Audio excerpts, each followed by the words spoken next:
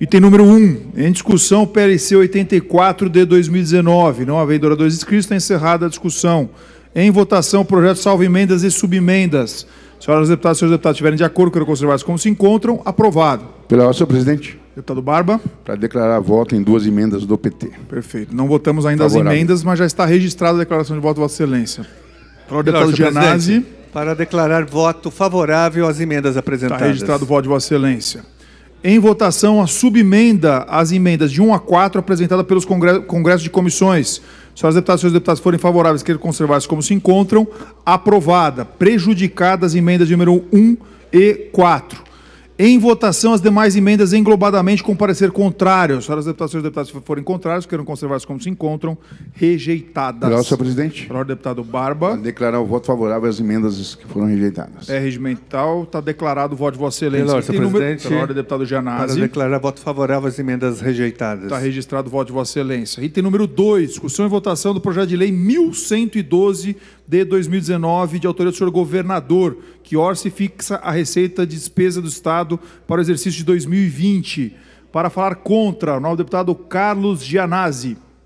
Pela ordem, presidente. Pela ordem, deputado Nascimento. Para uma comunicação. Deputado Nascimento, eu queria pedir a Vossa Excelência, até a compreensão de todos, que durante o processo de discussão do orçamento eu não vou ceder comunicações, até para que a gente consiga fazer o bom andamento do trabalho, para não ficar uma discussão paralela. Então, peço desculpas a Vossa Excelência. 1 minuto? Não, não posso, deputado Nascimento. Eu agradeço e peço desculpas a Vossa Excelência.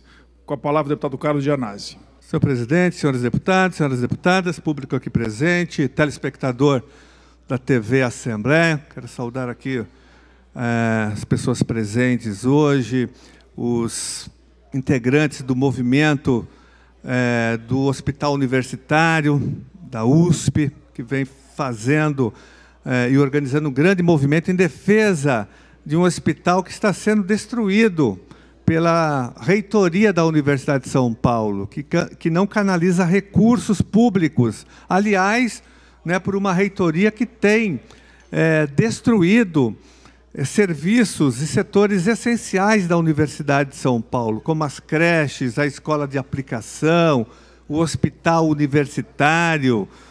É um verdadeiro sucateamento, uma verdadeira degradação dessas áreas importantes da Universidade de São Paulo. E o HU se insere exatamente dentro desse contexto. E nós apresentamos uma emenda, a pedido do movimento, uma emenda para que o hospital continue funcionando, e exatamente para financiar o pagamento, os salários dos servidores, dos profissionais da saúde que já foram contratados, inclusive. O Hospital Universitário, ele cumpre um papel importante no atendimento de milhares de pessoas, não só da região do Butantã, mas de toda a região oeste da cidade de São Paulo. Então, faço um novo apelo aqui à liderança do governo para que esse pleito, para que essa emenda seja incorporada ao projeto que nós estamos debatendo agora, que é a Lei Orçamentária para 2020. Também quero saudar aqui as pessoas que estão acompanhando a sessão, que prestaram concurso na área do Tribunal de Justiça, os assistentes sociais, psicólogos, escreventes. Nós temos também alguns diretores de escola, supervisores de ensino, e dizer que nós apresentamos emendas também para que haja chamada de todos os concursos que foram realizados.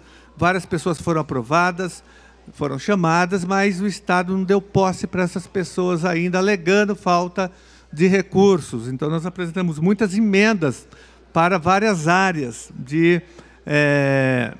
dos concursos que foram realizados. Mas eu gostaria mesmo, senhor presidente, de dizer que o orçamento, a peça orçamentária apresentada sem a emenda aglutinativa, que nós não conhecemos ainda, ela será apresentada dentro de alguns instantes, porque o debate que nós fizemos até agora foi em torno da lei orçamentária encaminhada pelo Executivo à Assembleia Legislativa. Mais uma vez, os governos do PSDB encaminham um projeto de lei totalmente, uma lei orçamentária totalmente antissocial, antipopular e antidemocrática, que não atende não atende às áreas sociais, não atende às demandas mínimas da população do estado de São Paulo. Houve uma redução drástica, por exemplo, do orçamento da habitação, quase 50% do corte do orçamento da educação, um verdadeiro absurdo. Nós temos uma grande crise habitacional no estado de São Paulo e o governo Dória cortou mais da metade do orçamento da habitação. Isso vai prejudicar imensamente os poucos programas que nós temos na esfera estadual de construção de casas populares no estado de São Paulo. Então, na área da habitação, nós estamos acompanhando e vendo que vai ser um desastre. Por isso que há emendas também nesse sentido, para que o governo repense esse orçamento. E nós podemos mudar essa situação na emenda aglutinativa que será apresentada dentro de alguns instantes. Na área da educação, nós estamos chocados também, porque é praticamente quase com o mesmo orçamento do ano passado. Houve apenas uma correção pela inflação, um aumento insignificante no orçamento da educação. Isso significa que nós vamos continuar com as escolas sucateadas, degradadas. Nós vamos continuar, se não for alterado esse orçamento agora, na emenda aglutinativa, com com os profissionais da educação, tendo um dos piores salários da federação, né? Não haverá investimento também na construção de novas escolas. E o fato é que, se a educação já está ruim, vai ficar muito pior, até porque o Estado agora lançou, né, esse programa de escola de tempo integral e não haverá recursos suficientes para financiar esse projeto, porque essa escola ela tem um custo muito maior do que uma escola que não é de tempo integral. E aproveito para denunciar também, senhor presidente, não posso deixar de falar aqui sobre o desmonte da educação do estado de São Paulo, o fechamento de salas, o fechamento de turnos em várias escolas do estado de São Paulo. Nós tivemos um caso muito exemplar, que foi o caso da escola de Barueri, nesta semana, onde o governo fechou salas do ensino médio de uma escola estadual, a Escola Leônio de Moraes, uma escola que fica em Barueri, sem que a comunidade fosse avisada, os pais não foram avisados, os alunos não foram informados, os professores não foram informados. Veio uma ordem de cima para baixo da Secretaria da Educação, praticamente fechando o ensino médio dessa escola. Mas houve uma reação dos alunos, os alunos ocuparam a escola, como fizeram em 2015, ocupando 250 escolas que estavam ameaçadas de fechamento pelo governo Alckmin.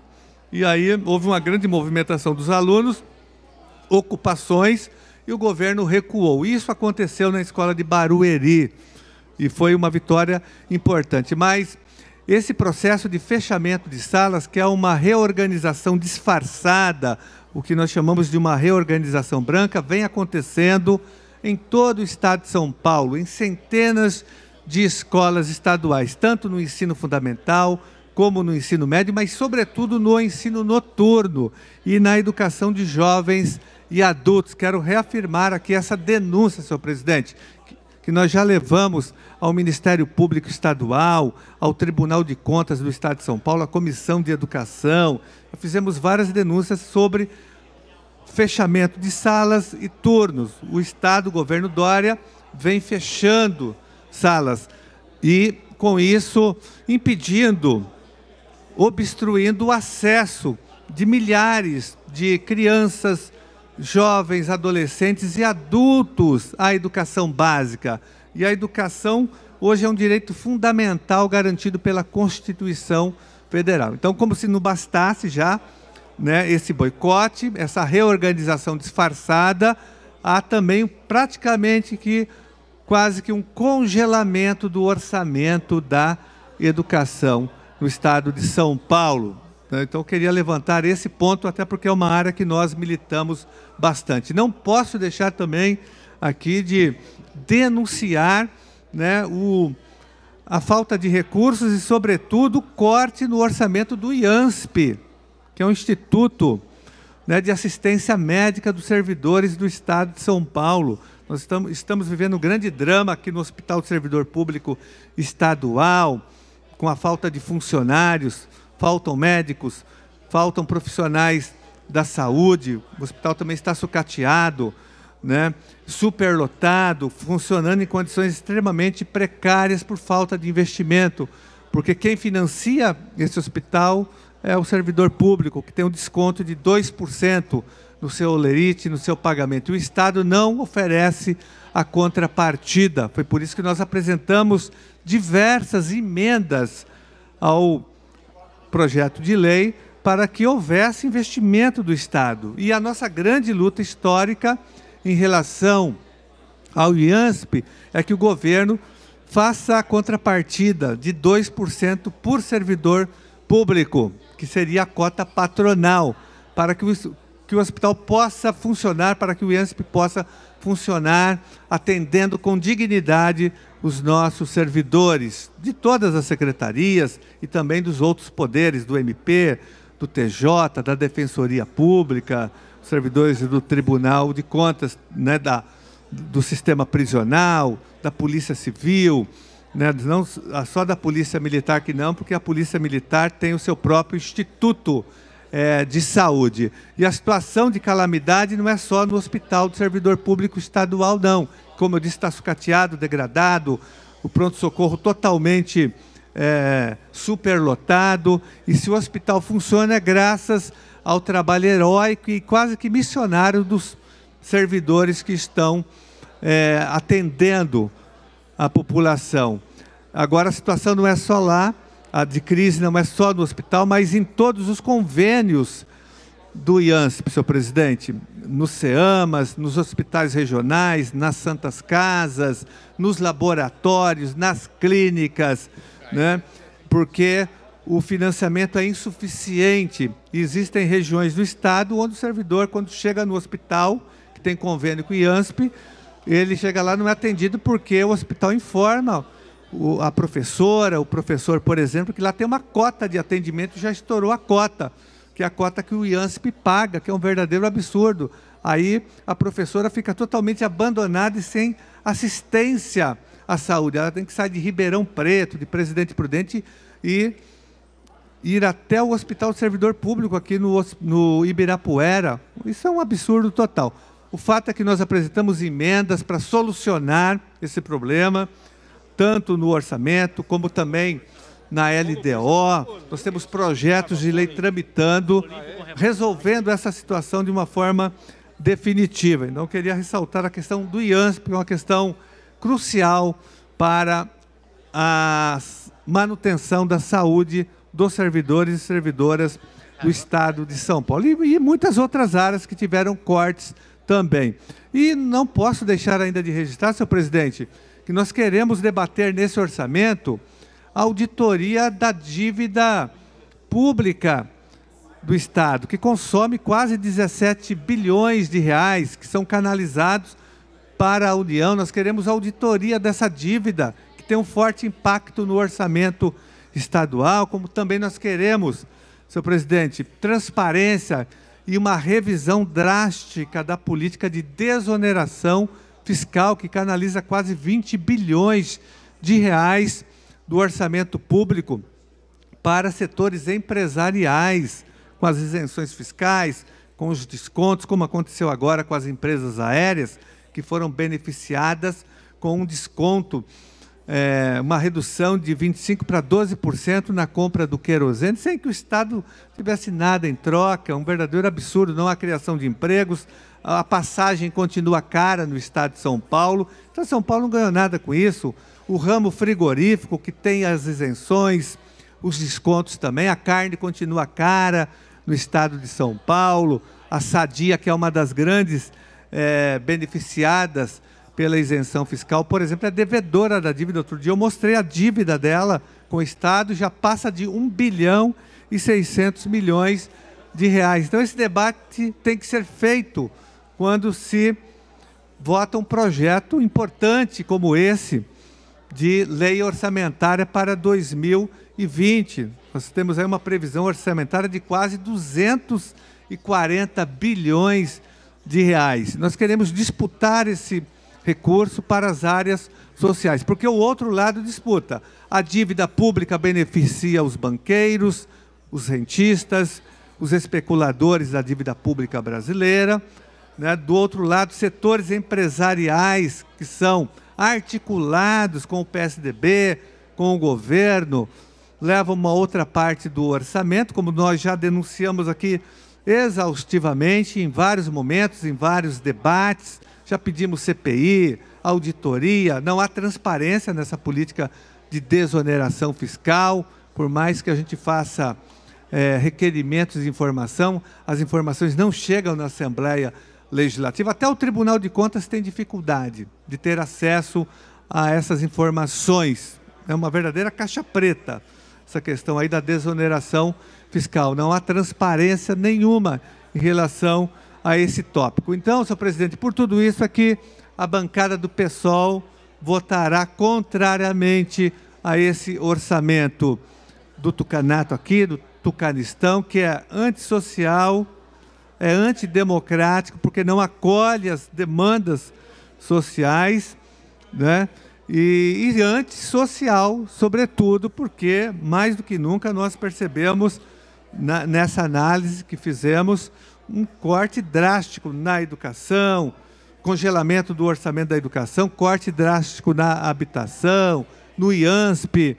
Não há também investimento, novos investimentos, não haverá novos investimentos nas universidades, na USP, na Unicamp, na Unesp, no Centro Paula Souza, ou seja, no ensino superior. Nós não vamos ter investimento nem no ensino técnico e tecnológico. Então, por essas razões e outras que serão apresentadas aqui durante o debate, é que nós, da bancada do PSOL, somos totalmente contra esse orçamento estadual do governo Dória. Para falar com o deputado Paulo Fiorillo.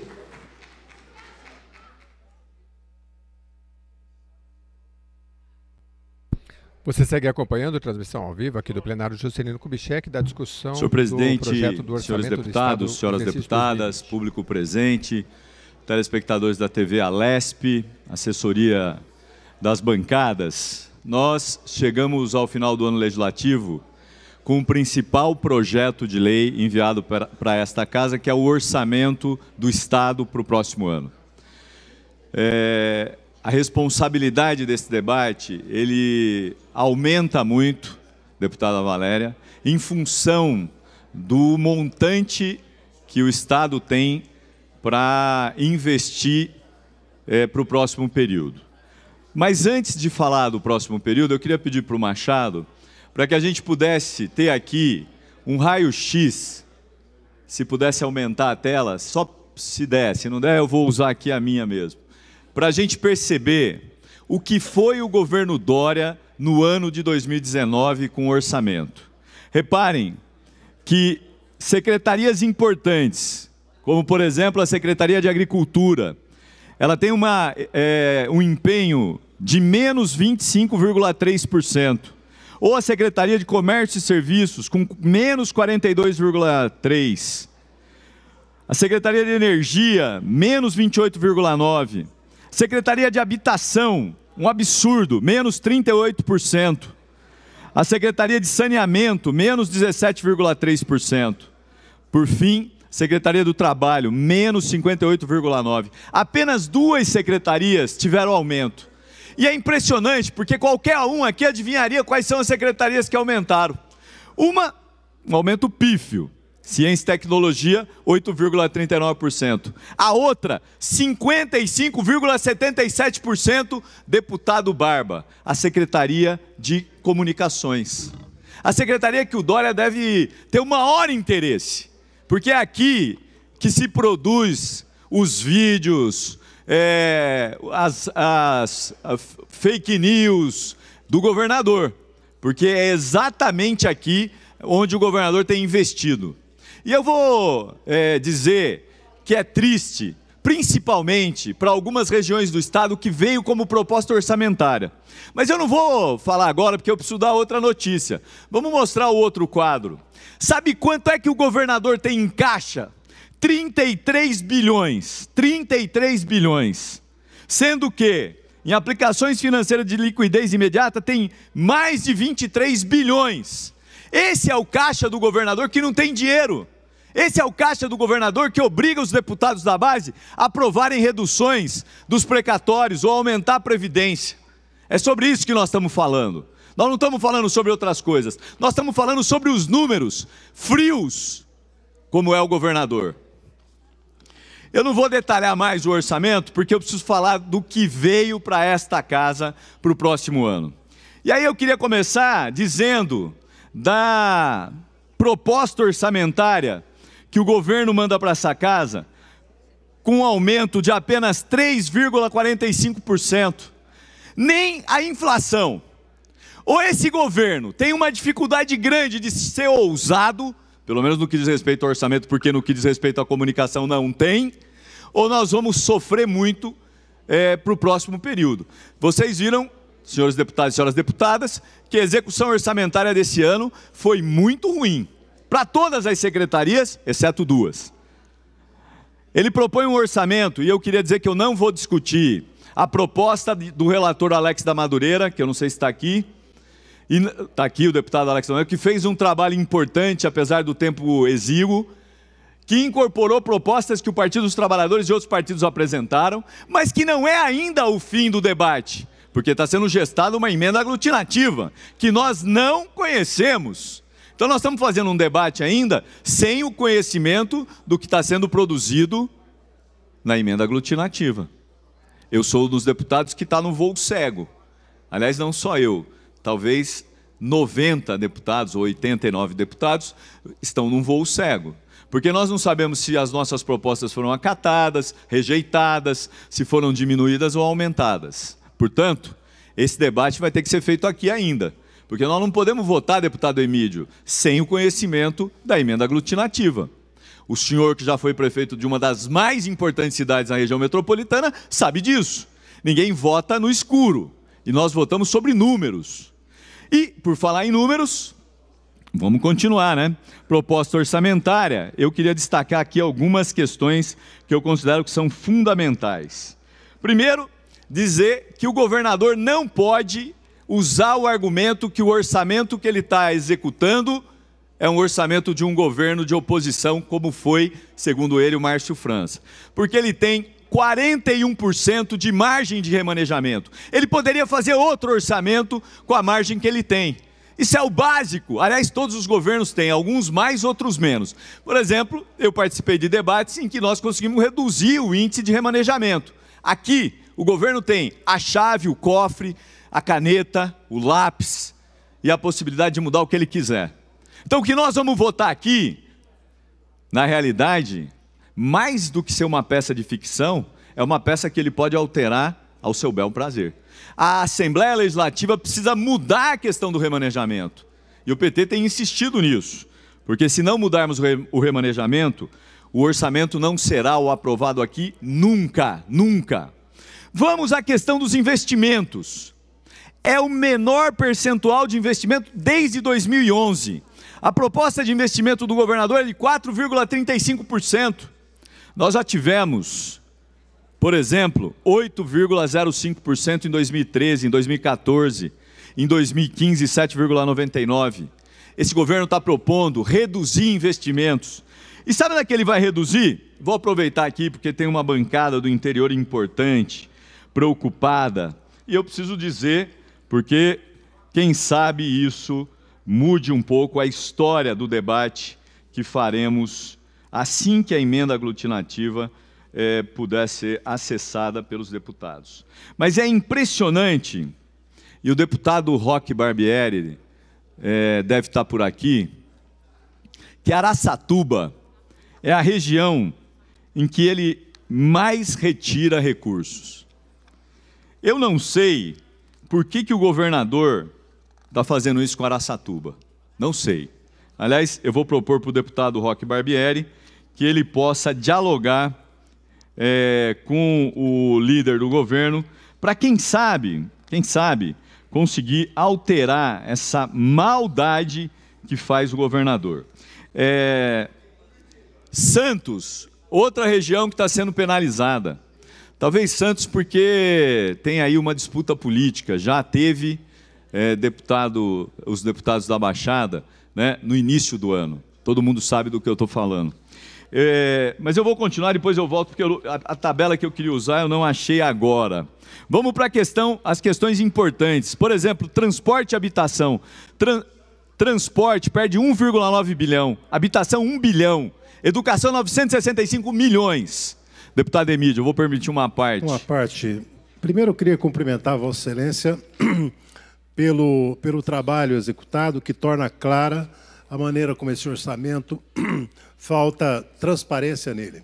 Segunda coisa, dizer o seguinte: os anos que São Paulo teve mais investimentos se deve também a uma coisa que foram os investimentos do governo federal nos governos do PT em São Paulo, no metrô, no Rodoanel, né, na política de habitação, onde o Minha Casa Minha Vida firmou parceria com o Estado, formando o chamado Casa Paulista, 80% federal, 20% estadual.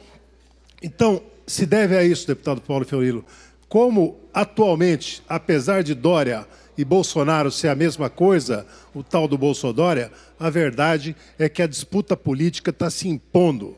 A tal da disputa por espaço está se impondo. E, finalmente, deputado, eu queria lembrar a Vossa Excelência o seguinte: falou de tudo o poder que o governo do Estado tem aqui, mas uma coisa ontem me espantou na entrevista do governador. Ele disse sobre a reforma da Previdência, falar, a Assembleia votará na primeira semana. Então, é o governador ou o presidente da Assembleia que deve fixar, junto com as lideranças, qual é o momento de votar os projetos? Muito bem, deputado Emídio. O senhor traz aqui elementos importantes para esse debate. Queria continuar. A educação tem a menor participação no orçamento desde 2014. Aliás, deputado Emídio, pela oportunidade, é interessante, né? Os governos do PSDB sempre reclamaram que os governos do PT não repassavam valores referentes à desoneração da Lei Candir e apoio aos estados exportadores e, estranhamente, não se manifestaram sobre um corte de 500 milhões. Sabe qual é o grande problema do orçamento do governador Dória? São os repasses federais que diminuíram, que minguaram. Esse é o problema. Parece que o Bolsodória só foi para a eleição e agora entra na disputa eleitoral. Então, é preciso estar atento ao que está acontecendo no orçamento do Estado para entender essa proposta draconiana. Mas vamos lá, as regiões. Queria aproveitar aqui. Araçatuba, menos 55,2%. Registro, aqui alguns deputados conhecem o Vale do Ribeira, sabem a importância que tem recurso para aquela região, menos 31%. Santos, falava aqui aos deputados de Santos, menos 25,5%. Deputado de Birigui, acabei de falar, Araçatuba, menos 55,2%. São José dos Campos, menos 45,9%. É impressionante como esse governo é míope, principalmente do ponto de vista de olhar as regiões mais carentes. Por que não se investe mais, por exemplo, no Vale do Ribeira? Porque o governador lançou um programa, o Vale do Futuro. Estou achando que esse Vale do Futuro está parecendo com o monotrilho da Zona Leste. Era para terminar em 2012, vai terminar em 2022. E olhe lá se vai mesmo. Como o meu tempo se esgota rapidamente, eu preciso dizer aqui de programas que, do meu ponto de vista, são fundamentais.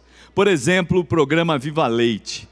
Um corte de 42,6 milhões. Bom Prato e Provida, Vita, 10 milhões.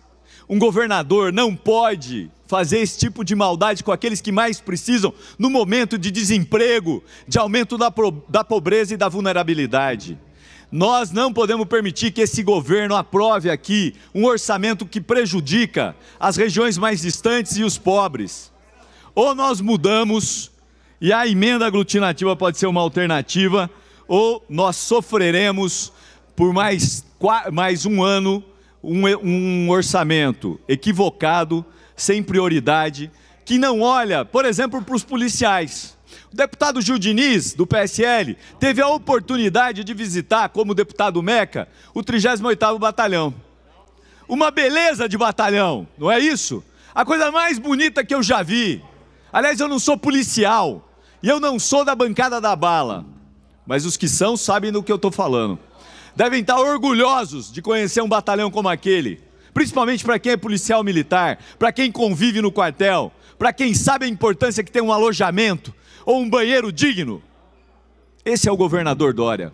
Um ano de propaganda, um ano de fake news. O balanço, queria dizer, que tem que levar o governador à sua reprovação. Aliás, ele continuou cometendo os mesmos erros dos governos do PSDB anteriores. Sem a transparência na desoneração dos recursos do ICMS, sem a transparência na desoneração dos recursos do IPVA. São dados importantes que vão levar à reprovação das contas pelo Ministério Público de Contas, porque o tribunal não tem coragem de reprovar as contas. Não tem coragem, porque deveria ter coragem. Deveria dizer, as contas estão reprovadas, o senhor não executou, levando em consideração o que diz a legislação. Tanto no Fundeb como nos recursos da educação. Aliás, eu queria dizer que os deputados do Novo, que têm o discurso da preocupação econômica, deviam olhar para essas questões para dizer não, como dissemos no voto ontem, as contas do governador. Nós não podemos permitir que o governador continue fazendo do jeito que quer, como quer, quando quer, onde quer. Então eu queria deixar aqui algumas preocupações. Uma delas com as regiões do interior, em especial as regiões mais carentes. Há outras, quais secretarias, como habitação, cultura. O que fizeram com a cultura e com a habitação é um crime. Desculpa, deputado. Projeto Guri, fábrica de cultura. Aliás, o deputado Alex da Madureira, quando eu o elogiei no trabalho que fez na relatoria, ele teve a possibilidade de especificar os projetos, porque não estavam especificados. Quem é que garantiria ali a continuidade desses projetos? A palavra de quem? O único jeito de garantir o projeto é estar escrito e ser votado, mesmo que eles queiram extinguir. E eu espero que na emenda aglutinativa a gente tenha condições de ter mais recursos para o PROAC, mais recursos para o IANSP, mais recurso para a questão da habitação. Há várias demandas colocadas, principalmente em áreas como saúde, educação, segurança. Segurança foi aquinhoada. Agora, nós não podemos permitir que áreas importantes tenham redução orçamentária. Muito obrigado, senhor presidente.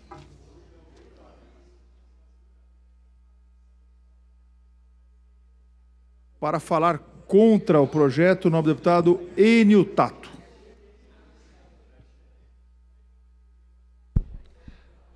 Transmissão ao vivo pela Rede Alesp da sessão extraordinária desta quarta-feira, 18 de dezembro. Em discussão, o projeto de lei 1112 sobre o orçamento do Estado de São Paulo. O deputado Enio Tato ocupa a tribuna.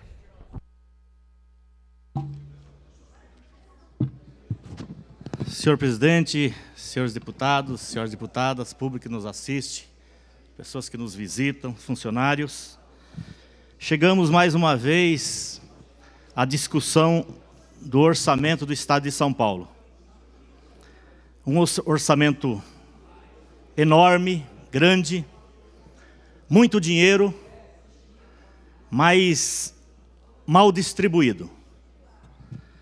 Eu diria que em termos sociais, é o pior orçamento que eu já vi aqui na Assembleia Legislativa desde que eu sou deputado aqui. E fazem 15, 16 anos. É impressionante o tanto que piorou. E quando a gente fala que piorou, a gente espera que o líder do governo, algum deputado da base, suba aqui e questione aquilo que a gente vai colocar, ou aquilo que o deputado Paulo Fiorilo colocou aqui. Porque isso aqui é orçamento, é do governo, é oficial. Não é invenção de ninguém. Eu começaria também falando sobre a dupla que se elegeu, o Bolsodória, o Bolsonaro com o Dória. E também quem eles elegeram, quem que eles carregaram nas costas. Deputados e deputadas estaduais e federais com uma votação enorme. A gente já sabe que isso já demoliu, já acabou. Tanto é que em Brasília, tanto o PSL como o PSDB, de manhã tem um líder, à tarde tem outro. E no dia seguinte é outro. Ninguém mais apoia ninguém. Se elegeram juntos. Mas hoje ninguém mais apoia ninguém.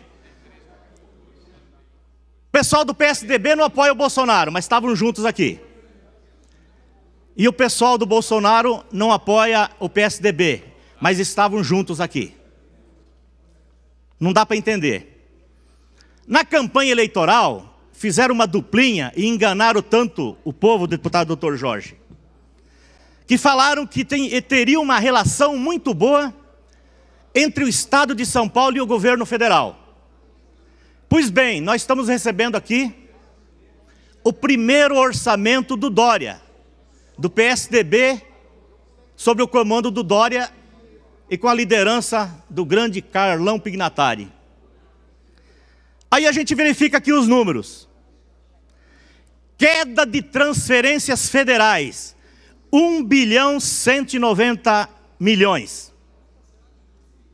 1.190 bilhões de diminuição de transferências do governo federal para o estado de São Paulo. Ou é boicote de um, ou é incompetência do outro de buscar dinheiro no governo federal.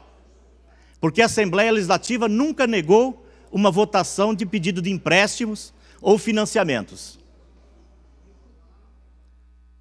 Empréstimos, 422 milhões a menos em relação a 2018. Isso que eu estou falando é de 2018 para 2019. Então uma diferença enorme. Uma diferença enorme.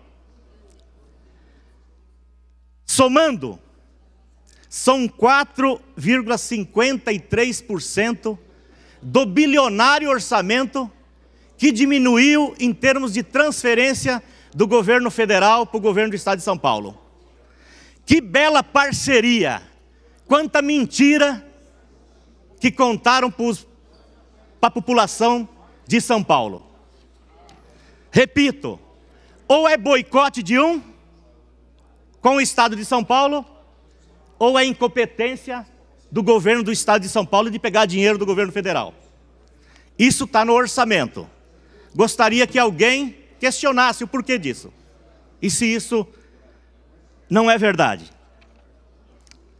Na área do transporte, e que mexe muito com a população, principalmente a população mais pobre, que ganha menos, que gasta com passagem, com tempo, com a qualidade do transporte. Pois bem, a Secretaria dos Transportes Metropolitano, ela diminuiu em 813 milhões. 813 milhões em relação ao orçamento que está em vigor esse ano.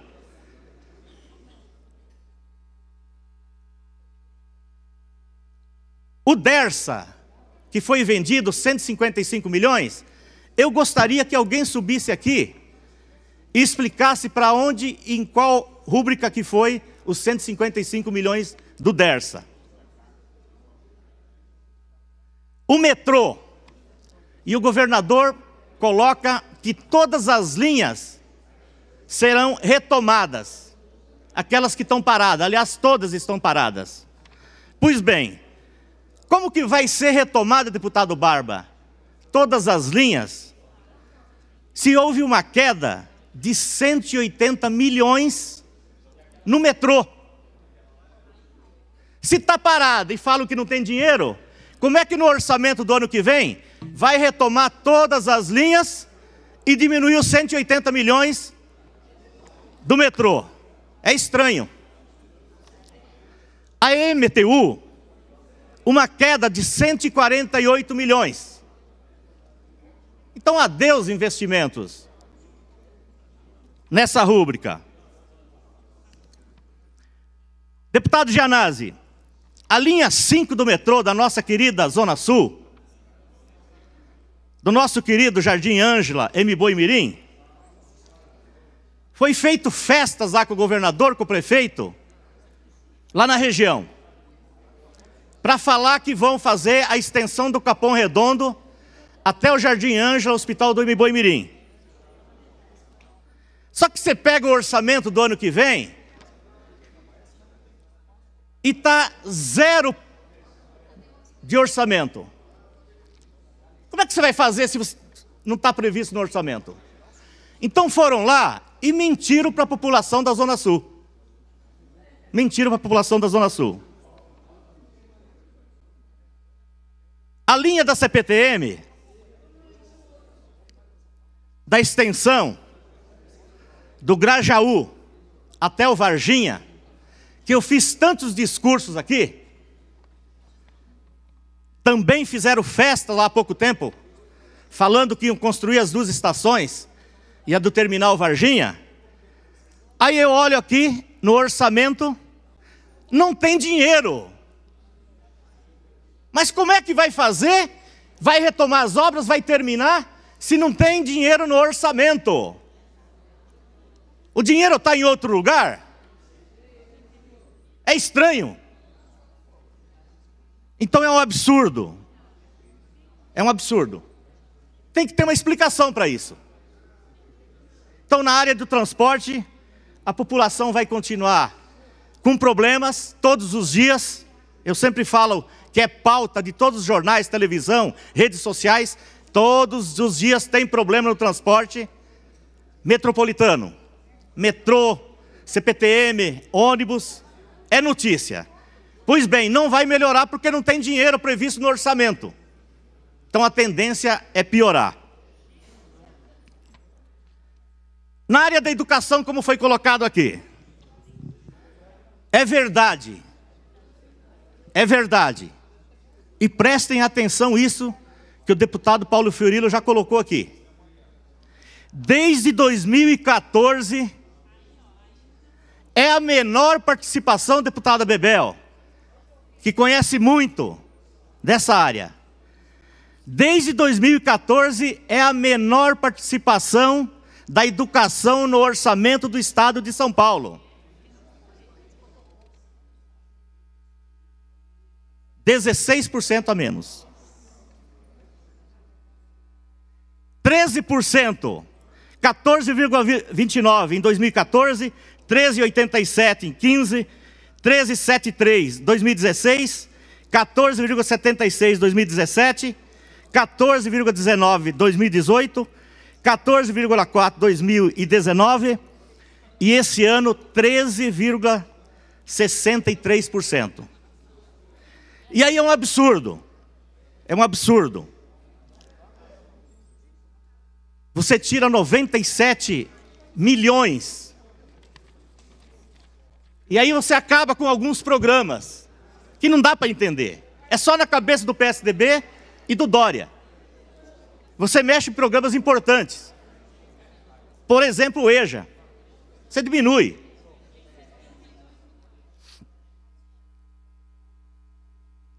Escola do tempo integral, 4,6% a menos.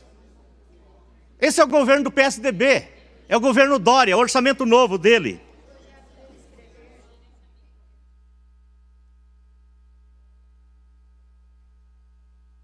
Corte geral, na área do pessoal, 1,47 bilhões. É inconcebível você ter um governo que você coloca aí uma previsão de 4% de inflação e você tem no orçamento 1,47 bilhões a menos. A menos significa ainda que você tem que colocar mais de 4% de inflação. Não dá para aceitar, não dá para acreditar.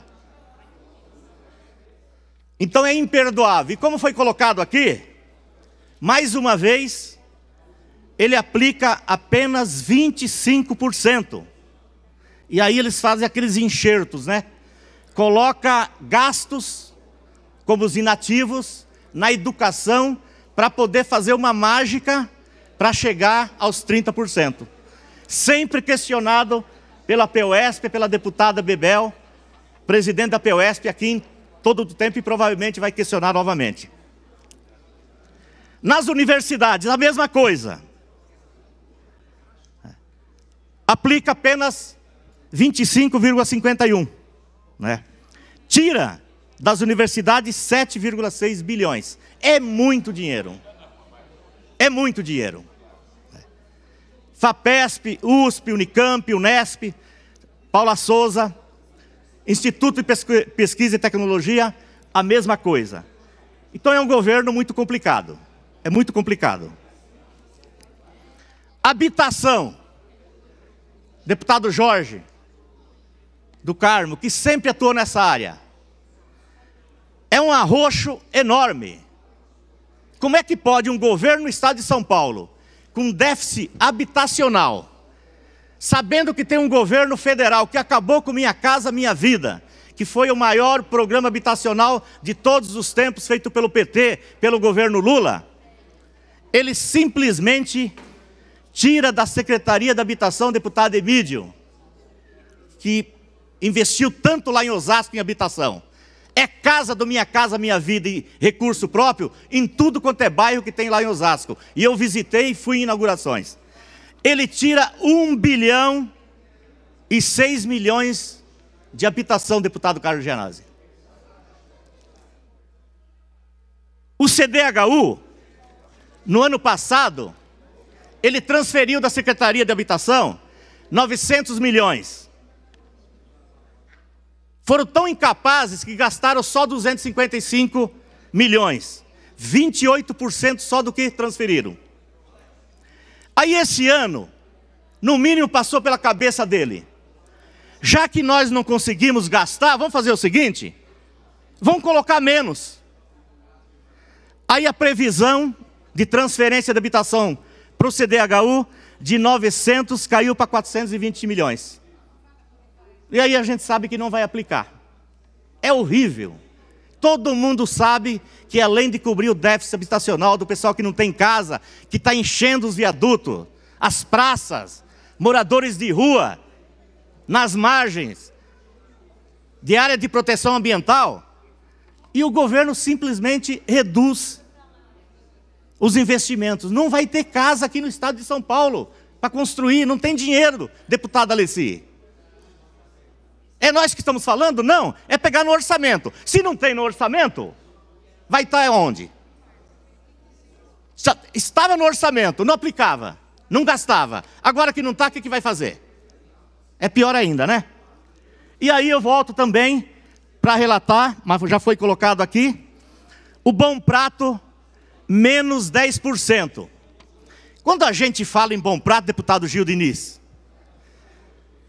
passa ao meio-dia perto de um Bom Prato, mas tem que ir lá na periferia, amassar barro, tem que ir lá no fundão. Vai lá no Grajaú, vai lá na cidade de Tiradentes, vai em São Miguel, vai no Capão Redondo e verifiquem quem está na fila do Bom Prato. É desempregados, é aposentados que ganham pouco, é moradores de rua que vão lá pedir R$1 no farol, pega esse R$1 ou R$2 e vão lá na fila do Bom Prato para comer. Pois bem, o Dória está tirando 10% desse programa. Deputado Enio, para concluir, Vossa Excelência, encerrou o tempo. E assim vai. Viva Leite, o Leve Leite, reduzindo, você corta leite. Quem que pega leite? Hoje quem pega leite é criança e idosos. Você sabe disso. Todo lugar que entrega... Deputado Enio, já passou 1 minuto o tempo de Vossa Excelência. Encerrando, senhor presidente. Todo lugar que você vai onde tem distribuição de leite, você vê o pessoal que vai retirar o leite e você vê uma fila da turma que vai esperar a sobra, né, para pegar 1 litro de leite.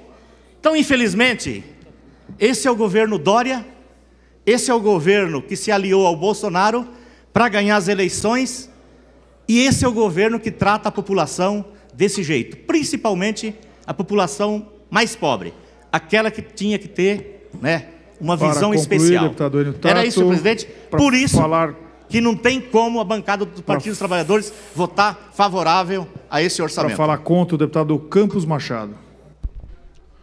Você acompanha os trabalhos do Legislativo Paulista aqui na Rede Alesp, a discussão do orçamento 2020 do Estado. Agora quem ocupa a tribuna é o deputado Campos Machado, do PTB.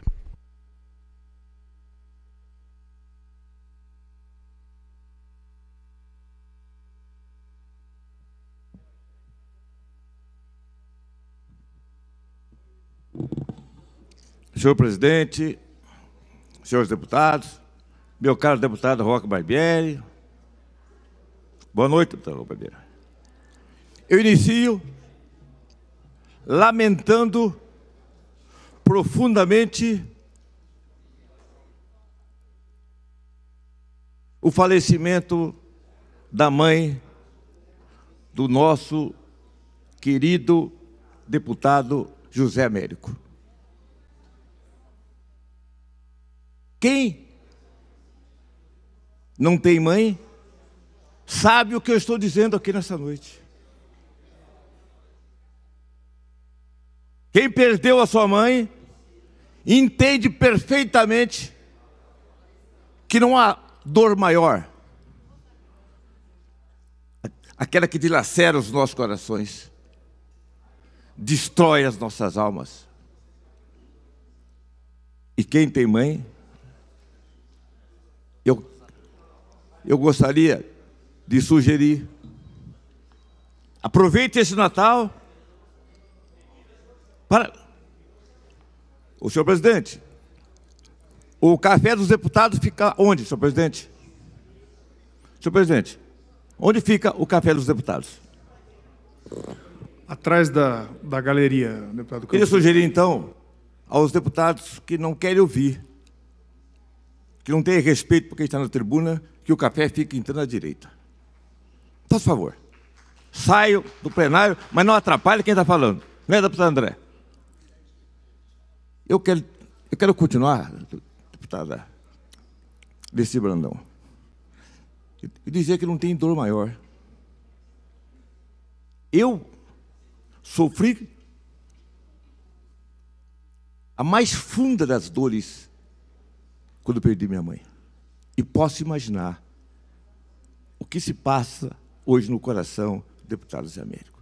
E aqueles que têm mãe, não percam a oportunidade nesse Natal abraçar, beijar sua mãe. Porque pode ser que no próximo Natal vocês não tenham essa oportunidade.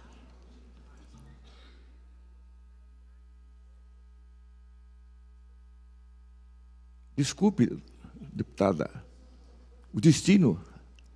A senhora sabe o que é o destino, deputada Beth Saão? O destino, diz os gregos, arrasta as pessoas que o consentem e destrói aquelas que existem. Ele é infalível. Ele escreve e dita as regras da nossa vida. Mas eu queria, inicialmente, achar profundamente estranho por que apenas o deputado Barba e a senhora Pascoal receberam cópias das questões que podem envolver uma aglutinativa. Por que essa diferença? Somos pequenos? Não existimos? Meu nobre deputado Camarinha, você recebeu a cópia? Já recebeu? A cópia do que? Mais 2 deputados receberam. Acaso nós pertencemos a uma outra Assembleia Legislativa? Existe uma outra Assembleia que a gente não saiba, deputado? Major Meca, meu caro deputado Diniz, tem 2 bancadas que já estão examinando as propostas, enquanto nós estamos aqui, aguardando. Eu até achava que a gente devia suspender a sessão para que todos tivessem a mesma igualdade que é prevista na lei da vida. Mas vamos lá. Eu vim hoje aqui para dizer 3 coisas. E volto a afirmar. A primeira delas é um velho provérbio. 3 coisas, né, deputado Caio? Não é? Eu estava dizendo que 3 coisas não voltam mais na vida. A palavra dada, a flecha lançada e a oportunidade perdida. E nós estamos perdendo aqui hoje uma grande oportunidade. Eu estou defendendo que votemos a PEC 16, 2019, que trata do orçamento impositivo. Os deputados federais recebem 15 milhões de emendas e os deputados estaduais, graças a um projeto que esse deputado apresentou, recebem apenas 4 milhões e meio. É prática, é norma, é costume que tenhamos 75% dos federais. Acaso alguém pensa que, se fundamentadas as nossas verbas, nós vamos gastar em quê? 50% é de saúde, obrigatório. E as outras 50% vão ser dirigidas às comunidades defendidas pelos deputados da Casa. Mas esse não é, deputado Gil Diniz, o ponto mais importante. O ponto mais importante é a independência. Acabar com aquilo que o governo tem para oferecer, o emenda a mais, o emenda a menos. Nós teremos a independência. Independência é fundamental para um parlamentar. Como é possível o deputado Alessir Brandão e um deputado A tenha 4 milhões e meio de emendas e um deputado B tenha 10, ou 12, ou 15? Isso é justo? Isso é correto? Fomos eleitos para sermos tratados de maneira diferente? As emendas, elas não são individuais, não são para o partido, não são para o deputado, são para o povo. Não há possibilidade de nenhum deputado desviar um real do deputado Alessir Brandão. Agora, os deputados, como o deputado Roque Barbieri, meu amigo, meu irmão, o deputado André do Prado também, eles têm muitos compromissos em cidade do interior. Eles são requisitados. E como é que eles podem sobreviver politicamente se eles atendem redutos? Agora, se eles tiverem apenas o que nós, os independentes, oposição, recebem, como é que eles podem sobreviver politicamente? Eu quero que alguém me responda. Os deputados federais, para votarem a Previdência, receberam 20 milhões de reais. Não posso ser leviano em dizer, se os deputados receberam 10, como comenta, pouco importa. Importa que sejamos todos iguais. Que possamos ter a tal independência. Se eu acho que determinada cidade precisa urgentemente de um auxílio à saúde, minha irmãzinha deputada Edna, eu tenho condições de dar. Na situação que nós estamos, uma parte tem condição e a outra parte não tem. Se nós aprovarmos, tivermos coragem de aprovar essa proposta de emenda condicional, os deputados vão se igualar. E quando chegar nesse microfone, eles têm liberdade para votar. E eu respeito os deputados que têm comunidades para atender. Ou alguém pode imaginar que eu possa ir contra um irmão que tem chamado Roque Barbieri. Ele precisa. Ele necessita. É um deputado que fica apenas na região dele.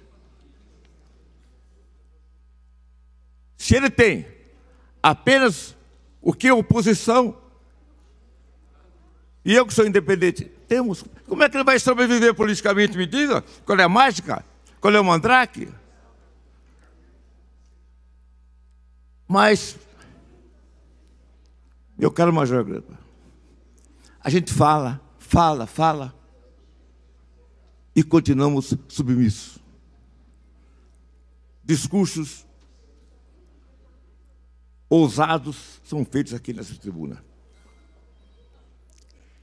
Temos o Poder Legislativo, o Executivo e o Judiciário são harmônicos e independentes entre si. O que é isso? Nessa casa aqui, interfere o Ministério Público, interfere o Judiciário, interfere o Executivo. Eles acham que isso aqui, que a Assembleia, é deles. E é muito simples. Dia desse, eu mandei uma carta, uma cópia de uma carta que eu recebi do ex-presidente do Tribunal de Justiça de São Paulo, que dizia que o mais forte dos poderes é o legislativo. Mas nós estamos amordaçados. Vivemos à mercê do soberano, Sr. João Agripino. Não adianta as pessoas questionarem. Essa é a realidade. Nós temos a oportunidade. Nós somos eleitos. Aqui não tem ninguém de favor. Aqui não tem ninguém nomeado. Aqui foram eleitos. E como é que nós podemos aceitar isso? Até quando? Até quando, senhores deputados? Não se levanta uma única voz. Parece que eu estou pregando do alto de uma montanha, vendo uma águia passar. Vejo a águia, mas ajo como galinha. Nós temos que, em fevereiro, nos unirmos. Não é? Esqueçam as cores partidárias. Só pense nessa Assembleia. Pense no que, o que significa um deputado. Nós não podemos sair de 2020 mais envergonhados do que estamos saindo de 2019.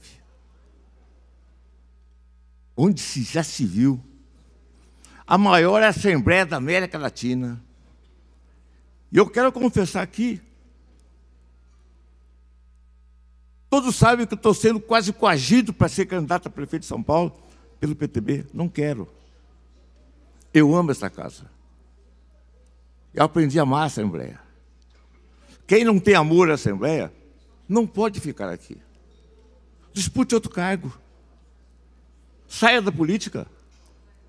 Mas não dá mais para agirmos como galinha, quando tínhamos que agir como águia.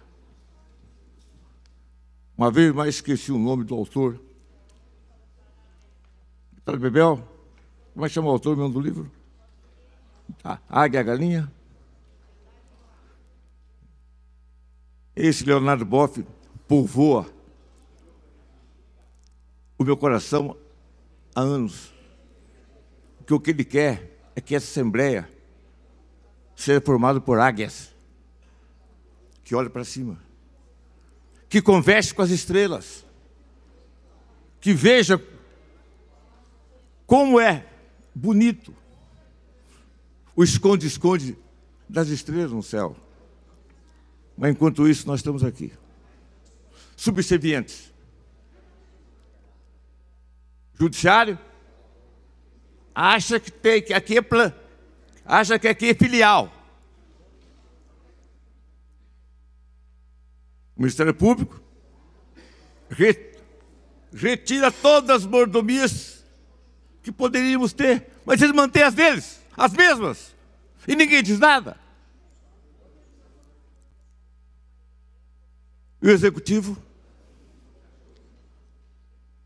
como diz o líder religioso da Assembleia de Deus, Ministério Madureira, Bispo Samuel, o governador só gosta de viajar.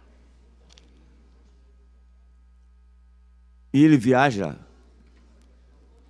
até no que diz respeito ao que é mais sagrado para esta casa, a independência. Senhor presidente, meu tempo já se esvai, e eu quero dizer, não podemos perder o ano que vem a oportunidade de sermos efetivamente deputados e não servos. Para falar contra a deputada Mônica, ausente. Deputado Caio França, tem a palavra, Vossa Excelência. Você acompanha aqui na Rede Alesp os trabalhos desta quarta-feira, a discussão do orçamento 2020. Agora na tribuna, o deputado Caio França, do PSB. Vamos ouvi-lo. Presidente, senhores deputados, aqui nesta noite talvez nós estejamos votando o principal documento desta casa para o próximo ano. Portanto, eu entendo que merece toda a atenção dos colegas.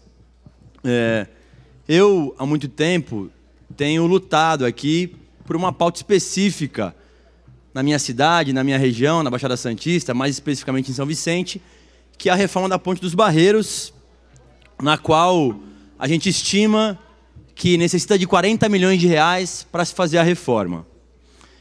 Existe um empurra-empurra em relação à responsabilização da ponte. Eu, nessa semana ainda, já utilizei aqui o plenário, não pretendo me prolongar em relação a isso, mas é muito claro para mim e autoexplicativo um decreto do então governador Fleury, em 94, que denomina a então Ponte dos Barreiros como ponte à tribuna. Portanto, ao meu ver, um dever do Estado resolver essa questão. Até mesmo agora, o judiciário vicentino, porque a interdição da ponte é judicial, acabou de confirmar isso mesmo e colaborar o que eu estou dizendo. O Ministério Público pediu e o Judiciário apontou de fato que a construção foi feita pelo governo do Estado, que caberá a ele fazer obras estruturantes. Cabe à Prefeitura fazer a zeladoria da parte rodoviária apenas, portanto, da pista. Agora, voltando ao orçamento, eu conversando com os colegas, em especial com o líder do governo, o deputado Carlão Pinhatari, pedi a ele, e quero agradecer muito aqui a minha bancada, a bancada do PSB, onde todos os deputados apresentaram como prioridade essa pauta que eu apresentei da Ponte dos Barreiros. Portanto, quero registrar aqui aos meus colegas, em nome do nosso líder Vinícius Camarinha, quero agradecer a gentileza e o desprendimento, porque nesse momento é difícil de você ter colegas que não têm vaidade de pensar em pautas regionais. Então, quero muito agradecer aos colegas. E aí, nós estamos tentando construir aqui uma emenda aglutinativa que possa substituir o relatório apresentado pelo deputado Alex Madureira. Conversando com os técnicos, me dizem que é impossível de se especificar qualquer objeto nesse término, nessa conclusão que nós estamos fazendo. Portanto, não poderia nem a Ponte dos Barreiros, nem nenhum outro objeto específico. As coisas têm que ficar genéricas. Porém, conversando com o deputado Carlão Pinhatari e entendendo que há uma única rubrica na Secretaria de Desenvolvimento Regional para parcerias e convênios com municípios, nós saímos de 40 milhões de reais e estamos indo a 55 milhões de reais. E eu, confiando na palavra dele, me dizendo que 15 milhões serão destinados para a Ponte dos Barreiros. Ficaremos aqui, eu estou sugerindo a ele, e espero que isso possa ser acatado também, que na justificativa do projeto, portanto, em anexo ao que foi aprovado, estará lá claro que esses 15 milhões que foram acrescidos serão específicos para esse objeto. Eu quero acreditar que nós vamos conseguir, eu vou estar aqui para poder cobrar que isso tudo possa ser confirmado, porque todos sabem que muitas vezes também as obras para essa envergadura, para a questão de investimentos, de infraestrutura, são obras que todas as regiões precisam, e eu não consegui especificar no orçamento aqui a reforma da Ponte dos Barreiros, mas eu estou acreditando na palavra do líder do governo e também do governo, que sinalizou que reconhece a sua responsabilidade em relação à ponte e aumentou o valor para essa obra específica. A única especificação de Ponte dos Barreiros que existe no orçamento estará nas emendas impositivas, portanto obrigatórias, na qual eu destinei 100%, portanto, R$ 2.580.000 para a reforma da ponte. Aí sim, nós temos o que eu gostaria que tivesse aqui, com um valor muito maior, porque eu sei que esse valor que eu estou dispondo não será suficiente para conseguir resolver, meu líder Camarinha, o problema de 150 mil moradores que hoje atravessam a ponte de 700 metros a pé, com chuva, com sol, com problemas inúmeros, numa condição vergonhosa, humilhante, desumana, e que tem trazido noticiário, não só da Baixada, mas do estado de São Paulo inteiro, diariamente, em toda a grande mídia. Pela ordem, deputados, Vossa Excelência me concede uma parte? Claro. Eu queria, como líder da nossa bancada do PSB, testemunhar o empenho de Vossa Excelência em relação a essa obra da Ponte dos Barreiros na cidade de São Vicente. Vossa Excelência, desde que quando houve esse problema, essa interdição por decisão judicial, Vossa Excelência é um incansável batalhador, cobrador, lutando diariamente nesta casa para achar uma solução. E, portanto, a nossa bancada, sensibilizada com a tua luta, reconhecendo o teu esforço, todos nós disponibilizamos as nossas emendas, disponibilizamos o nosso direito de emendas da nossa bancada para indicar a seu pedido, em nosso nome, em nome da bancada do PSB, os recursos necessários para que São Vicente tenha esse problema resolvido. E eu quero aqui testemunhar para o povo de São Vicente que não há uma pessoa tão preocupada que eu conheço, que eu tenho visto aqui nessa casa, como Vossa Excelência. Vossa Excelência tem ido lá no local, sofrido de perto a luta do povo com esse problema, e eu vejo aqui a tua preocupação nesta noite, e vi também a disposição do líder do governo de, dentro dessa emenda aglutinativa, alocar 15 milhões de reais para iniciar as obras dessa ponte, e vejo com bons olhos que nós teremos êxito, porque é um compromisso do líder do governo, é um compromisso do governo, muito embora haja essas problemáticas burocráticas de não ter o indicativo correto de ponte no orçamento, mas há, sem dúvida nenhuma, o compromisso do governo, e está lá no desenvolvimento regional 15 milhões para os investimentos na ponte, fruto da sua luta, com o apoio da nossa bancada, para que o povo de São Vicente tenha esse problema reconhecido em nome do teu mandato, do seu trabalho, que é, sem dúvida nenhuma, merecedor desta confiança de todos nós. Parabéns, deputado Caio França, por essa luta de Vossa Excelência. Obrigado. Quero agradecer aqui as palavras do nosso líder Vinícius Camarinha e, mais uma vez, agradecer a bancada do PSB, que gentilmente abriu mão de outros pedidos para poder atender esse pleito que, embora esteja em São Vicente, é claro e notório que é um problema que também diz respeito ao governo do Estado. Por isso, eu quero reforçar a confiança e vou aguardar até o último minuto para ver a redação final também, tanto da emenda aglutinativa quanto do texto que será protocolado junto com o projeto, né, com a emenda aglutinativa, para que possa ter a garantia de que esses 15 milhões que foram acrescidos na Secretaria de Desenvolvimento Regional, que ele possa ser claramente determinado que foi um acordo que nós fizemos aqui para início da reforma da Ponte dos Barreiros. Recentemente, líder, você sabe disso, nós tivemos uma reunião no Palácio dos Bandeirantes para tratar desse assunto. O governador anunciou 8 milhões, na verdade foram entregues 4 milhões, que ainda não foi publicado o seu contrato, o seu convênio. A gente espera isso para que a cidade possa ao menos iniciar as obras emergenciais. Mas o principal, eu falava desde o início dessa discussão, que é nesse dia aqui, que nós estamos votando o orçamento de 2020. Nós precisamos garantir que essa rubrica que nós estamos aumentando aqui, que ela seja garantida para o início das obras totais da Ponte dos Barreiros, que tem trazido inúmeros prejuízos para milhares de moradores de São Vicente, em especial da área continental, que é a população mais humilde. E posso garantir também, e os demais colegas que são da Baixada Santista vão reconhecer isso, é um problema que está em São Vicente, mas que tem afetado outras cidades da região. Praia Grande, Cubatão, especificamente as duas cidades. E, óbvio, as demais cidades por consequência disso. Então, eu quero pedir aos colegas que possam fazer coro, e estão aqui, e prova viva, e serão testemunhas. Caso a gente consiga avançar com isso, caso a justificativa esteja clara com relação à ponte, que nós precisamos, logo no início do ano, ter o início do processo licitatório para que essa ponte possa ser, enfim, ser totalmente reformada conforme orientação dos técnicos do IPT, de outras empresas que já fizeram estudos e demonstraram da importância de se fazer uma obra emergencial e total também da Ponte dos Barreiros.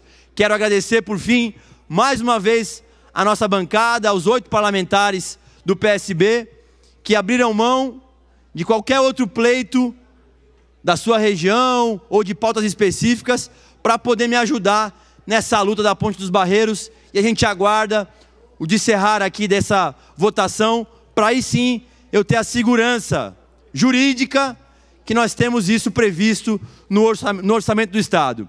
Eu fiz a minha parte aqui em relação ao que eu tenho direito enquanto parlamentar, que são as emendas impositivas. 100% delas eu destinei para o início da reforma da Ponte dos Barreiros. Mas obviamente que isso não será suficiente para resolver esse grande problema. Eu espero poder contar com a sensibilidade dos colegas e, claro, com o cumprimento da palavra do governo do Estado de São Paulo. Muito obrigado. Para falar contra, o deputado Teonílio Barba. Você segue acompanhando a transmissão ao vivo do plenário Juscelino Kubitschek da sessão extraordinária.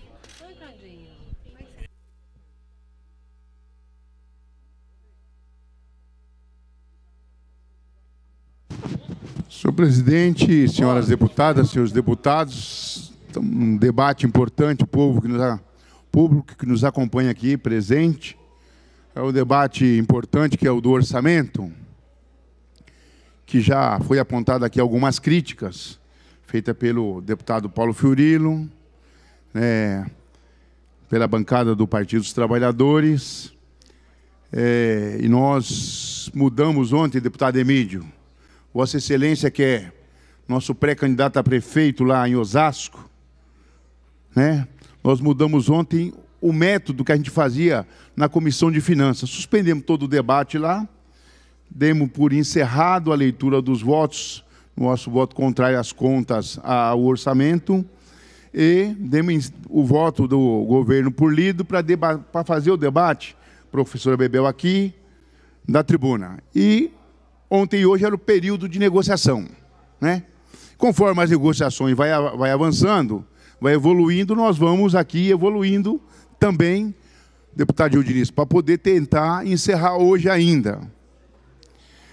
Nós temos várias críticas, né? E eu deixei muito claro para o governo, para o líder do governo, que mesmo ele aceitando todas as coisas que nós apresentamos, e nós apresentamos coisas em conjunto, né?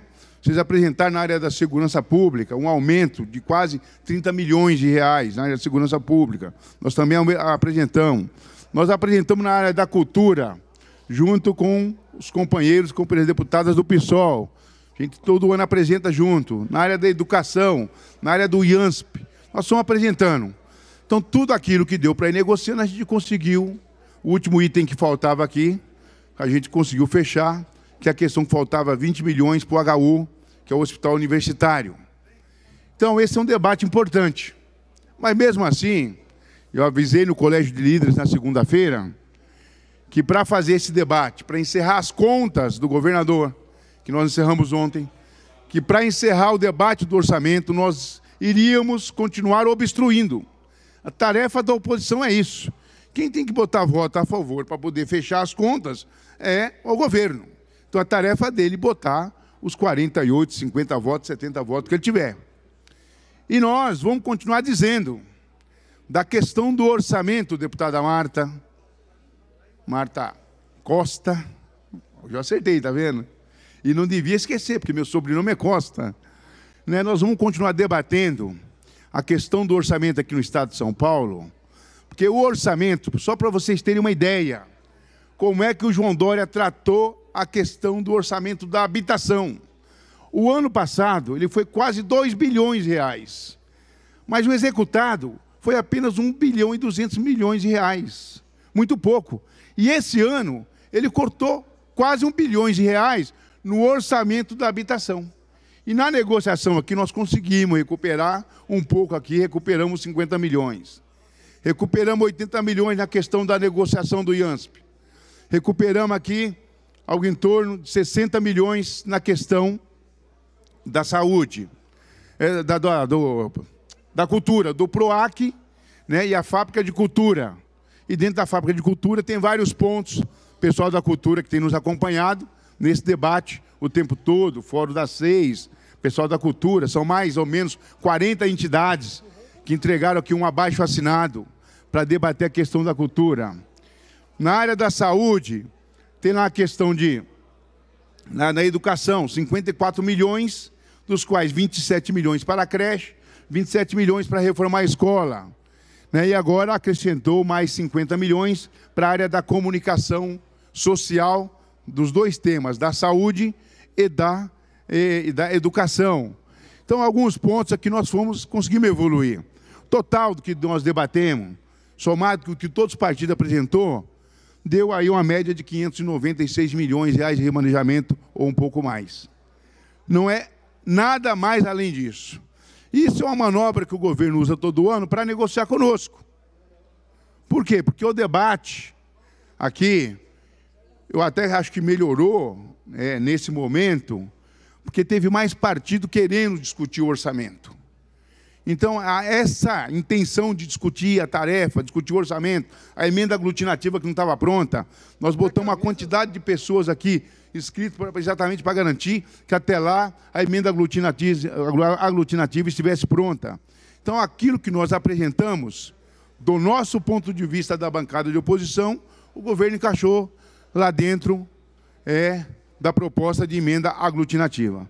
Além do que ela está recepcionando, vai recepcionar todas as emendas incorporadas pelo deputado Alex da Madureira, que é o relator.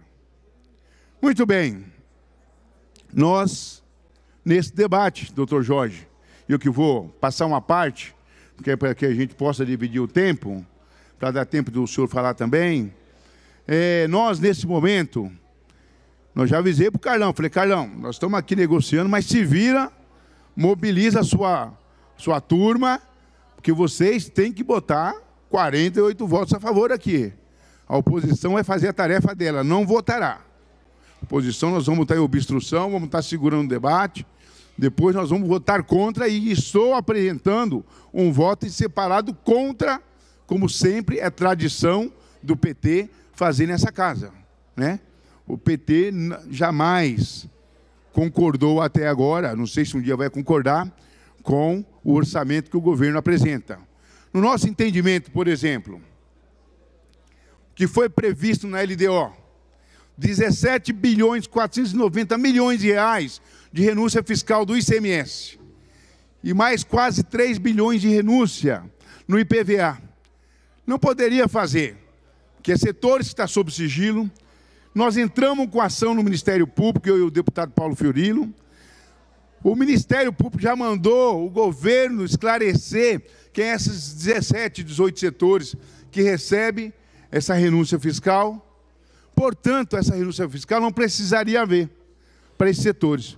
Poderia até haver, desde que o setor se apresente e fale, olha, nós vamos aqui receber uma renúncia fiscal de 17 milhões de reais, 17 bilhões, mas nós vamos apresentar a geração de 2 mil empregos no setor. Nós vamos aumentar a produção e a produtividade em tantos por cento no nosso setor. E é setor de fertilizante, é setor dos fármacos, é setor químico, são vários setores, mas está tudo em sigilo.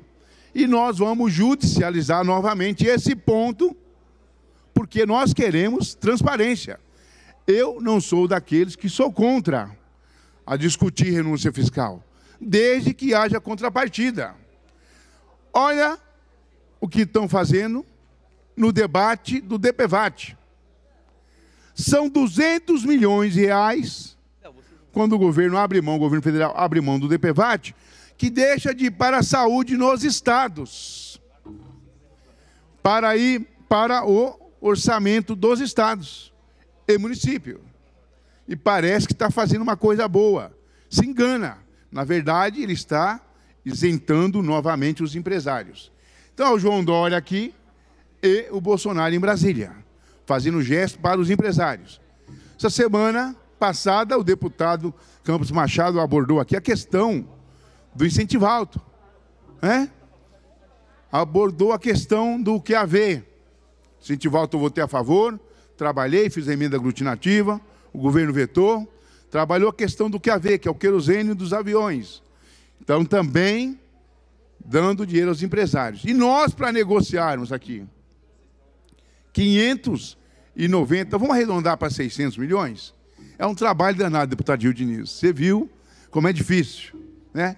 Então, todo ano aqui essa penúria. E por que é assim? Porque cada vez que o governo chega para o Partido Republicano e fala assim, você é da base aliada, você votar a favor. Ele é da base aliada, ele não é da base alienada. Né? Ele pode se rebelar e falar, peraí, eu não sou obrigado a votar a favor de tudo que você quer. Você sabe por que os deputados podem fazer isso em todos os partidos? Porque não adianta. Ele vai ter que negociar com a base aliada, não é com a oposição.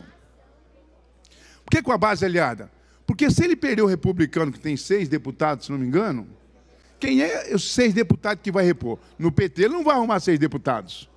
Certo? Então, se o PL falar, olha, tem 5 deputados, falar, nós, esse acordo da Previdência está propondo, nós não aceitamos. O Carlão não vai conseguir falar, ó, se não aceitar, vocês estão fora do governo. Ele não tem outro partido para repor as 5 vagas, e assim vai sucessivamente. Estou chamando a atenção dos deputados, para quê, deputada Marta Rocha? Para dizer que os deputados podem ser aliados do governo, isso não tem problema. Mas tem que ter autonomia na hora de tomar decisão. O deputado, a bancada tem que ter autonomia. Não pode se sentir pressionado pelo líder do governo. Então, eu quero encerrar minha fala aqui, presidente, e passar o tempo restante para o deputado Dr. Jorge.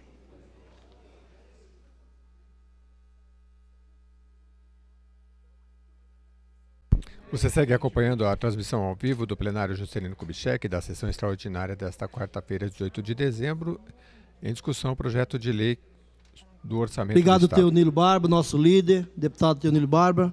Senhor presidente, senhoras deputadas, senhores deputados, eu não podia perder a oportunidade de vir aqui essa tribuna para falar desse projeto de lei que se refere ao orçamento de 2020. Exercício 2020.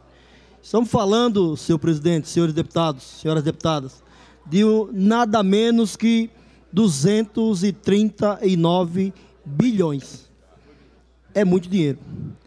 Muito dinheiro para ser administrado pelo governador do estado, pelo secretariado E nós aqui, essa casa, Assembleia Legislativa, é quem autorizamos o governador a gastar esse dinheiro, que é o nosso dinheiro, que é o dinheiro do recurso público, dos nossos impostos, de cada cidadão desse Estado. Mas eu quero me ater, dado o meu tempo exíguo, às questões sociais, ou seja, o corte nas áreas sociais do governador do Estado, especialmente, e já foi falado aqui, deputada Alici, Viva Leite. Quem é que precisa do Viva Leite? As pessoas mais pobres, as crianças ou os idosos. 42,6 milhões de corte. Bom Prato, 10 milhões de corte. Proteção Social, 12 milhões de corte. E por aí vai. Educação, 13% a menos. Saúde. Habitação, que é uma área que foi falada aqui pelo deputado Enio Tato. Habitação, mais de 1 bilhão de corte no orçamento. Como é que o governador anuncia que vai melhorar, que vai construir novas moradias, que vai produzir novas moradias, cortando o recurso? Só tem uma explicação. Não gastou tudo por incompetência e agora vamos apresentar menos, já que nós não temos competência para, de fato, gastar o recurso com seriedade, com austeridade e com responsabilidade.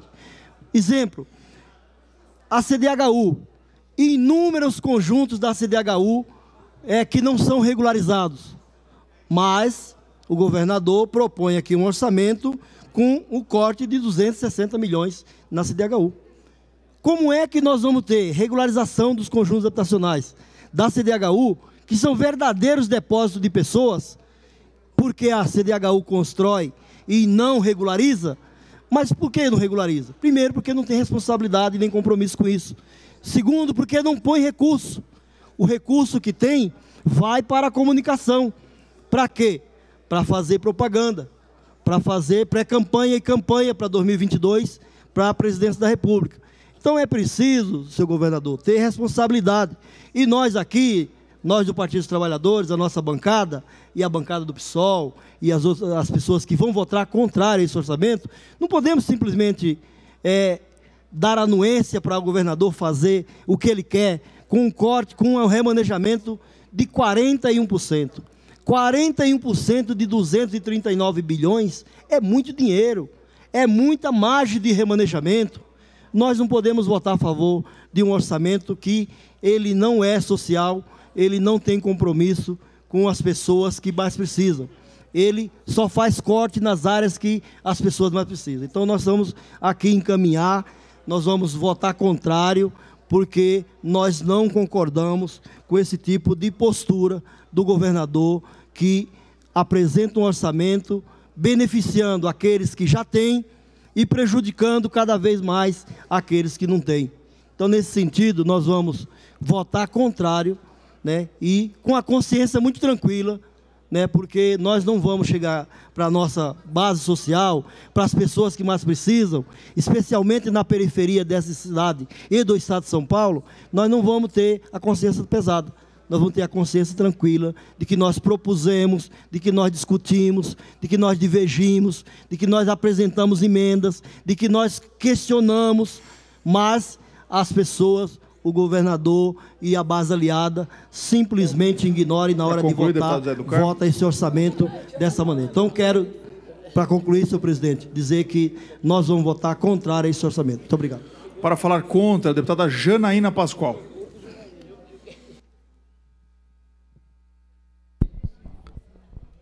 Você segue acompanhando a transmissão ao vivo pela Rede Alesp da sessão extraordinária desta terça-feira. Para discussão, na pauta, o Orçamento do Estado do exercício 2020. Obrigado, senhor presidente. Cumprimento todos os presentes. Então, vamos lá. À tarde, eu já usei a palavra várias vezes para explicar o que está acontecendo na casa. E eu realmente continuo inconformada com o que está acontecendo, porque nós só recebemos a emenda aglutinativa agora, coisa de 30 minutos, nem isso. E a emenda veio, né, vamos dizer assim, restringindo direitos que haviam sido garantidos no relatório do deputado Alex de Madureira. Não é possível que nós tínhamos, até um pouco tempo atrás, nós tínhamos uma verba significativa garantida para ensino em tempo integral e agora a emenda aglutinativa reduziu significativamente. Não dá. Né? O orçamento veio com um valor absolutamente insuficiente para ensino em tempo integral.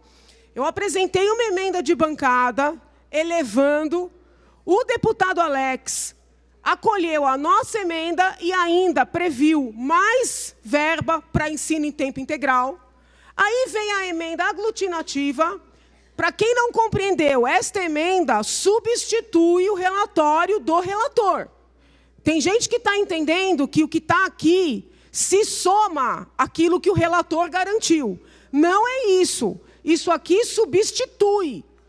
Então, nós estamos perdendo toda a verba de ensino em tempo integral. Aí vem 25 milhões para a comunicação social da Secretaria da Educação. É importante? É, mas não é mais importante do que aplicar nas escolas. Hoje tem internet, faz videozinho por WhatsApp, o secretário falando, os deputados falando, quem quiser falar. Entendeu? Duvido que alguém aqui vai se furtar, vai se negar a participar de uma campanha graciosamente. Agora, 25 milhões para comunicação com a internet aí gratuita e tirar da escola de tempo integral, não dá. Nós fizemos uma emenda de bancada garantindo o término da construção de uma série de creches. O deputado Alex acolheu. Vem a emenda aglutinativa em substituição ao relatório, tira tudo da creche. Não dá. Na saúde, 25 milhões para comunicação social. Internet graciosa. Eu estou cansada de receber gente aqui de Santa Casa, visitar Santa Casa caindo aos pedaços.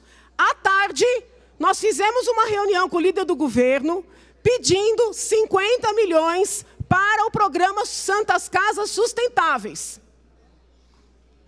Tinha sinalizado um ok.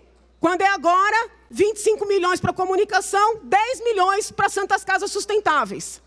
O povo mandando aqui, que não consegue atendimento. Vamos visitar Ubatuba, Santa Casa caindo aos pedaços sem medicamento. Não dá. Cultura. O pessoal das bancadas do PT e do PSOL fez várias solicitações, foram contempladas até acima das solicitações, mas eu duvido que os colegas se neguem, e aí faço uma consulta pública, que fique claro aqui no orçamento que parte desse dinheiro vai para o projeto Guri. Os senhores se negam a isso? Porque eu fiz uma reunião com o líder pedindo que esses 60 milhões para a cultura, que nós destinássemos ao menos 15 milhões para o projeto Guri, para a gente não passar o susto que passou no começo do ano, que tentaram, ou disseram que tentaram, mas o susto foi real, fechar o projeto. Então, tem que estar aqui claro. Ah, mas o secretário quer a liberdade. Não adianta ter liberdade. Ou essa casa tem algum poder para dizer o que vai continuar, o que não vai continuar, onde é que se vai gastar, ou fecha a casa. Entendeu? Tem que estar projeto Guri claro aqui. Outra coisa. Estou aqui com a lei de que dinheiro dos royalties do petróleo tem que ir para o fundo da Previdência. Tem uma lei aqui prevendo isso. O orçamento que veio para esta casa não propôs nesse sentido. Não propôs. Aí vem essa emenda aglutinativa. Como a gente não sabe aqui qual bancada pediu, eu não sei qual bancada pediu isso aqui. Mas eu não sei a quem isso aqui atende. Porque 65 milhões estão saindo dos municípios, ou seja, da ponta do povo, para ir para fundo de previdência. Ah, mas tem uma lei que prevê que royalties do petróleo vai para fundo da previdência. Mas eu estou vendo os municípios se engalfinharem. Não vou nomear quais, mas estão se matando por causa dos fundos dos royalties dos petróleos. Do petróleo. A gente vai tirar dinheiro do povo, da ponta, para jogar na Previdência, sendo que nós estamos debatendo uma reforma. eu acho que não tem cabimento. Então, eu não sei qual foi a bancada que solicitou, porque se eu estou entendendo bem, essa emenda aglutinativa ela é resultado de solicitações múltiplas. Todas as bancadas fizeram as suas prioridades e o líder do governo compilou. Então, assim, se alguém solicitou, eu acho que era importante se manifestar, para a gente poder fazer uma tratativa, uma discussão sobre este texto. Porque não adianta nada subir aqui e falar, eu sou contra isso, sou contra aquilo, sou a favor disso. O que está em jogo aqui é esse texto, que nós recebemos agora, para votar agora. Então, assim, se alguém tem interesse em tirar dinheiro dos municípios para jogar no fundo da Previdência, eu acho importante falar claramente para a gente poder debater.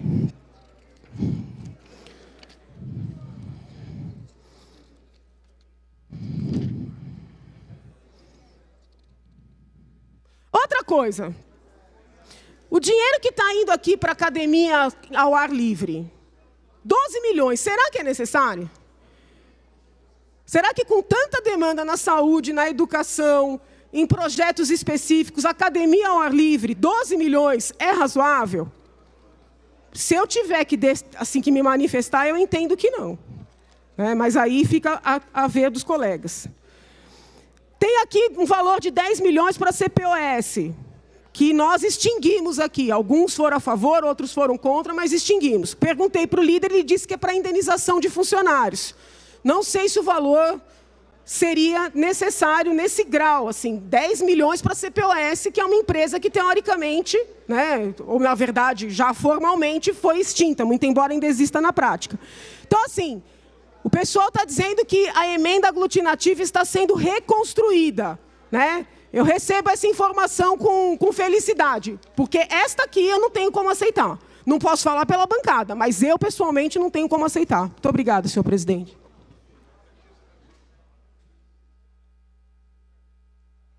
Não havendo orador inscrito, está encerrada a discussão. Em votação sobre a mesa emenda aglutinativa com o número regimental de assinaturas, senhores líderes. Essa presidência nos termos do artigo 175, parágrafo 1º, regimento Pela ordem, interno... senhor presidente. Peraí. Só um minuto, perdão. Pois não, deputada Janaína. Não, peraí. Não está sendo refeita a emenda? Deputada Janaína, já foi protocolada a emenda com 63 Mas como é que a gente vai assinaturas? votar um texto que a gente não sabe qual é o final? Foi protocolada a emenda, deputada Janaína. Peraí, não, presidente. Não, presidente, peraí. Pois não. É um minuto. Suspendo por um minuto, sem problema nenhum.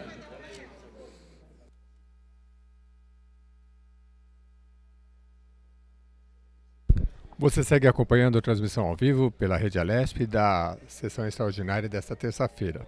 Em votação, em discussão e também para a posterior votação, o Orçamento do Estado, projeto de lei 1112 de 2019. Agora. Eu vou encaminhar agora. O presidente deu o comando de início para a votação. A deputada Janaína Pascoal, do PSL, solicitou a suspensão dos trabalhos por 1 minuto.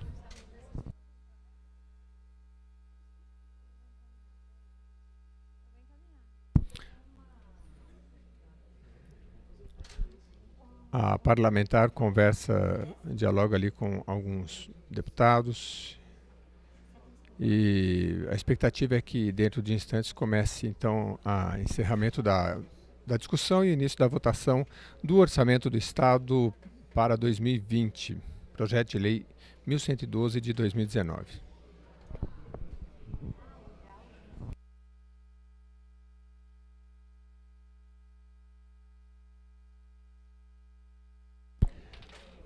Projeto de lei em pauta que você acompanha é o Orçamento do Estado. Neste ano, pouco mais de 239 bilhões de reais, projeto que recebeu emendas. Há uma emenda aglutinativa, ou seja, emendas que reúne outras emendas dos parlamentares. Essa emenda aqui, conforme a deputada colocou, é uma emenda substitutiva e deve substituir o relatório do relator do orçamento.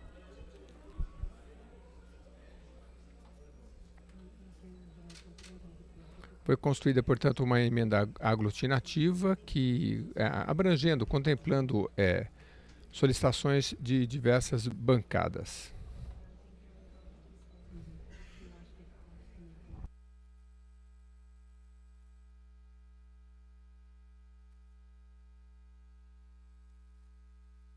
Lembrando que este orçamento para 2020 é cerca de 3,5% superior ao orçamento do ano anterior, aliás, o orçamento vigente em 2019, que é equiparado à previsão de inflação para este ano.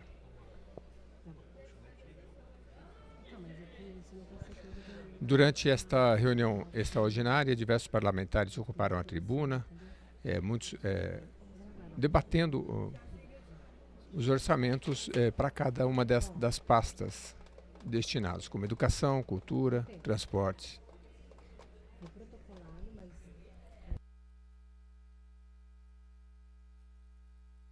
O que se discute agora em plenário é justamente essa emenda aglutinativa que contempla solicitações de verbas dos senhores parlamentares.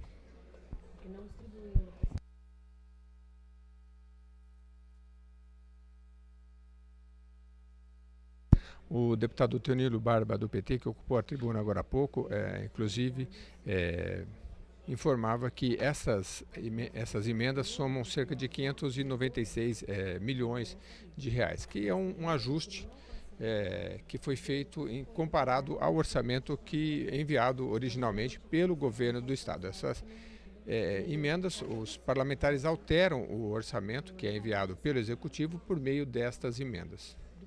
Foram mais de 1.500 emendas apresentadas.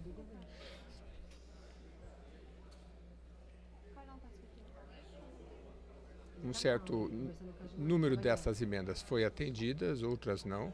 E o acordo que se fez para essa noite é que, por meio dessa emenda aglutinativa, os parlamentares pudessem então reunir as suas demandas em uma única emenda, que está prevista para ser votada ainda nessa noite.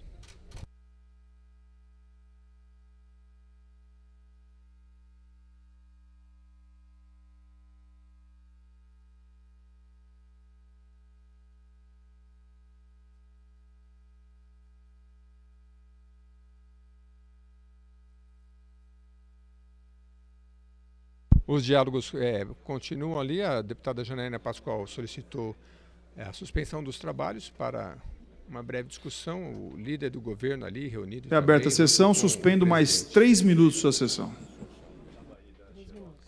Suspenso os trabalhos por mais 3 minutos. Você segue com a nossa programação pela TV Alesp.